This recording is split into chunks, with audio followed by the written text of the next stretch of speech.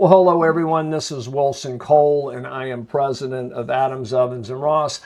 And over the last few weeks, I have recorded some new webinars, and one that a lot of folks attended, but some had to jump off. And so I kind of wanted to give everybody a recap of what I guess the main meat on the webinar is. And it's kind of a high level overview, and especially if you weren't able to attend or if you didn't get the invite, keep an eye out in the coming weeks for that invite, because we are going to be redoing it.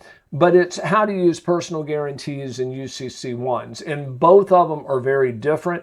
And they serve a similar purpose, but I kind of wanted to break out from a credit risk standpoint what the differences are in how you can utilize them. Number one, a PG, a personal guarantee.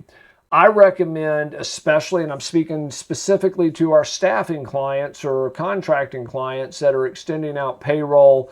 It's a little different for our recruiting clients, and we've got some webinars specifically for them. But this is just how to make sure that you increase your ability to get paid.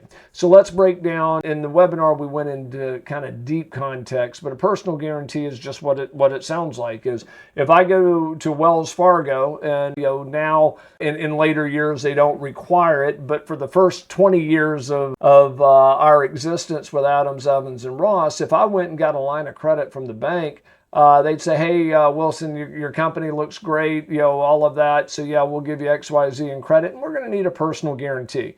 And that personal guarantee basically said, hey, if the company doesn't pay the bill, then I'm on the hook.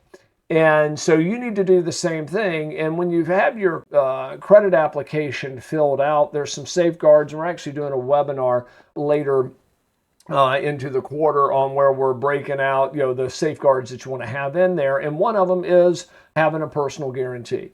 And what happens with a personal guarantee is, let's say that you extend out credit to, a small manufacturing, and they don't pay, and then they close down or they sell. That's unfortunate, but you'd be able to go after the owners if you have a personal guarantee.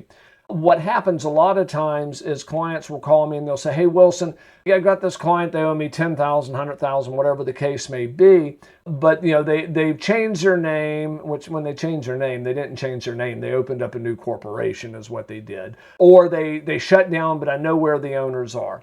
I always say, okay, did you have a personal guarantee? And they go, no, I didn't have a personal guarantee, but he owns other businesses. Unfortunately, I hate to tell the client, but unfortunately, there's nothing that we would be able to do, because you didn't do business with the individual. Corporations started existing in the 1600s for the specific reason to shield people from liability. There's other reasons for it, but the primary reason is to make sure that you're not personally on the hook. So if you go out and you extend credit to ABC Company and they closed down 6 months later, you didn't deal with John Smith, owner of ABC Company. You dealt with ABC Company, and when they go out of business, that debt dies with it. So you want a personal guarantee. Another thing that we went over in detail was on a UCC-1. And a UCC-1 is Uniform Commercial Code. And it's basically where, when you extend out credit, it's how you become a secured creditor. If you've ever filed for or if you've ever had a company file for bankruptcy, you wind up getting a list that looks like an old phone book of creditors 2 inches thick, and then maybe 1 or 2 sheets, maybe if that, or just on one page, they'll have secured creditors. Secured creditors are, if you look at it like a mortgage, whoever files a UCC-1 first is first mortgage holder. Whoever signs gets a UCC-1 signed. The second go around, their second lien holder, and things on those lines. And all the way down to where if you were the fifth one, then you'd be in essence the fifth lien holder.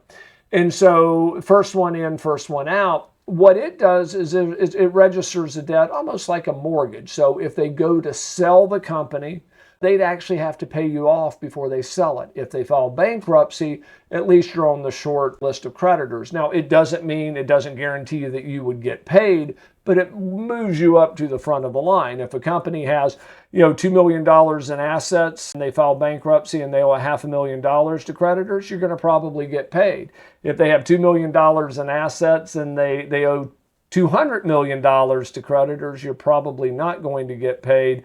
especially if they owe $50 million in that example to secured creditors, and you're the fourth or fifth one, and guys above you are each owing $10 or $15 million. So you want to use UCC-1s. There's some things that you can do, and this is where we tie into the safeguards video as well. But you can bury them in your fee agreement. You can bury them in your credit application, and things along those lines. So make sure if you haven't seen the full video that you keep an eye out on emails or on these social posts, because we are going to be running that again where we drill down in detail. But number one, use personal guarantees. Number two, use UCC-1s. Both are much easier to utilize than you would think. Thank you.